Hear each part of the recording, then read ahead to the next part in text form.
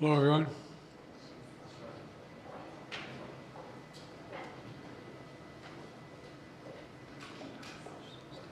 You got everybody? Well, good afternoon. And this is a very good afternoon. A very good afternoon. Today, we're bringing home Paul, Evan, also Vladimir. 3 American citizens and 1 American green card holder. All 4 have been imprisoned unjustly in Russia. Paul for nearly 6 years.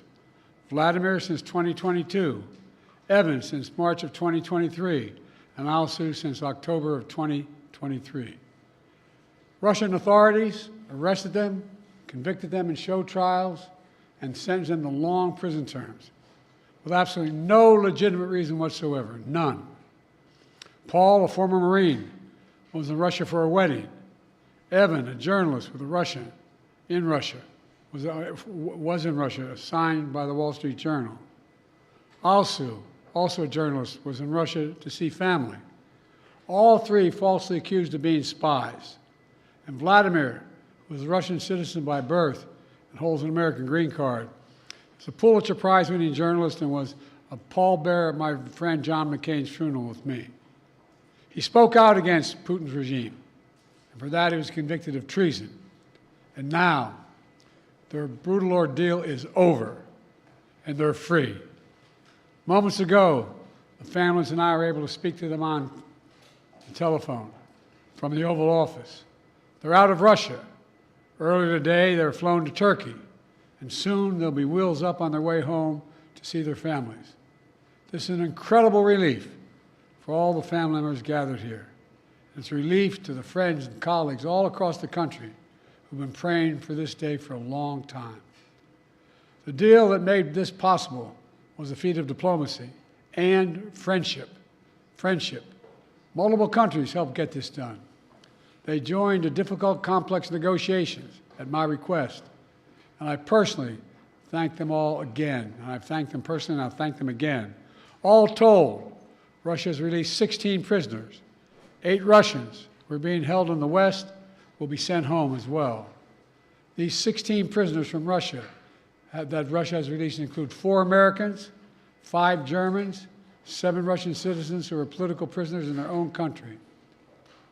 One of those Russians runs a human rights organization, Memorial, which won a Nobel Prize in 2022.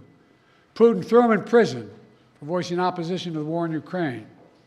4 others work with Alexei Navalny, political opposition leader who died in Russia prison this year.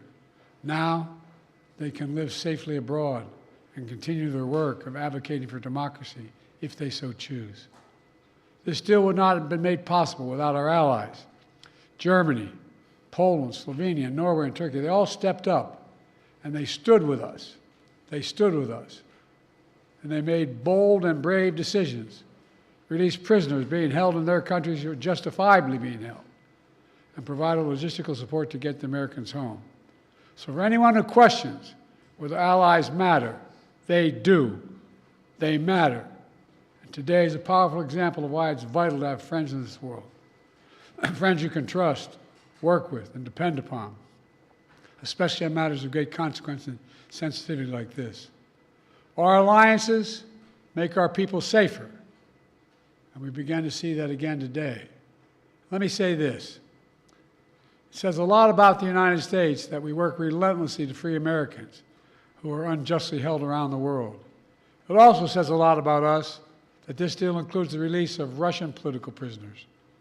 They stood up for democracy and human rights. Their own leaders threw them in prison. The United States helped secure their release as well. That's who we are in the United States. We stand for freedom, for liberty, for justice, not only for our own people, but for others as well.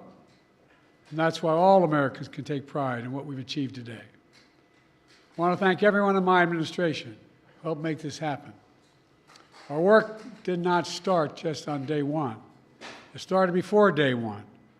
During the transition, I instructed our national security team to dig into all the cases of hostages being wrongfully detained, which were inherently, well, we inherited them from the prior administration.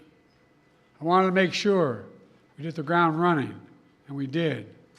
As of today, my administration has brought home over 70 Americans who were wrongfully detained and held hostage abroad, many since before I took office.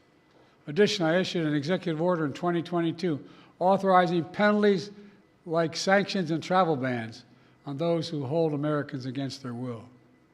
And my State Department has introduced new warnings for Americans about the risk of being wrongfully detained by a foreign government. Deals like this one come with tough calls, and there are never any guarantees. But there's nothing that matters more to me than protecting Americans at home and abroad. And so we'll continue to work for the release of all wrongfully detained Americans around the world. Let me end where I began, with Paul, Evan, and also Vladimir and their families. They never gave up hope. We can't imagine what they've been through, all of you. Matter of fact, this lady right here, I think, was living in the Oval Office with us for a while. All kidding aside, can't imagine their joy right now. They're home. Tomorrow's a big day. The 13th birthday of Miriam. Miriam, where are you? Come here. You all know we have a tradition in the Biden family. We sing happy birthday on any birthday. You ready? All of you. Happy birthday to you. Happy birthday to you. Happy birthday, dear Miriam.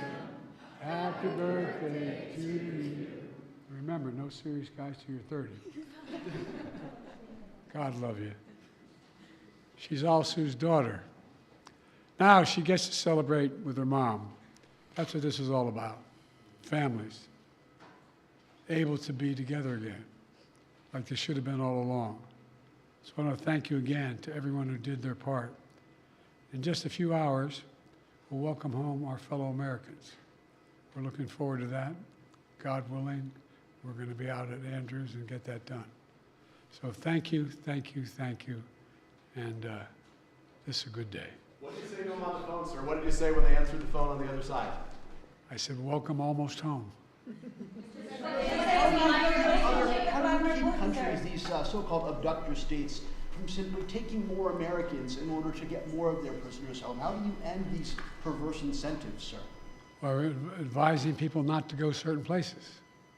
Tell them what's at risk, what's at stake. Mr. President, there are many events of these negotiations, and can you speak to the complexity of working with 6 countries to secure these releases? Well, look, I'm not going to take the time now, but I'll do this later in the week.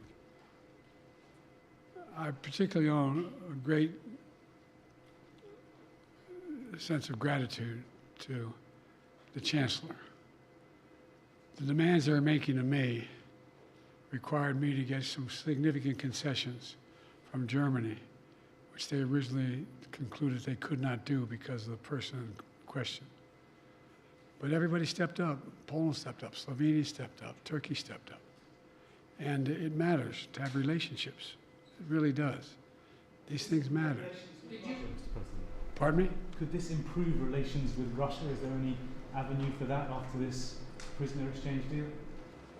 As my sister might say, your lips to God's ears, man. Did you ever speak directly with Vladimir Putin about this, or would you be willing to speak with Putin now directly? I don't need to speak with Putin. Anyway. How did you weigh that decision of letting somebody out who sounds like got away with murder tonight? I got home innocent people. Thank you. All right. Thanks, everybody.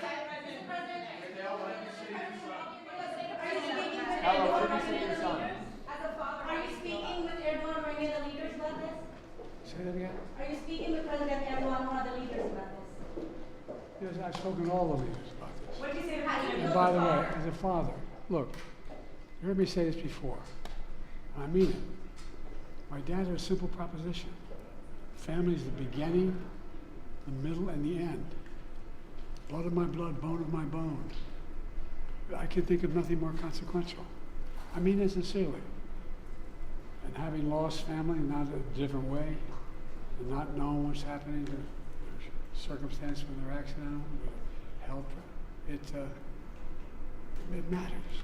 Mr. President, what did Germany ask for in response for their cooperation? Nothing. President What did Chancellor Scholz say? President Trump has said repeatedly that he could have gotten the hostages out without giving anything in exchange. What do you say to that? What do you say to President Trump now, former president? Why didn't he do it when he was president? Sir, what did you Thank you guys.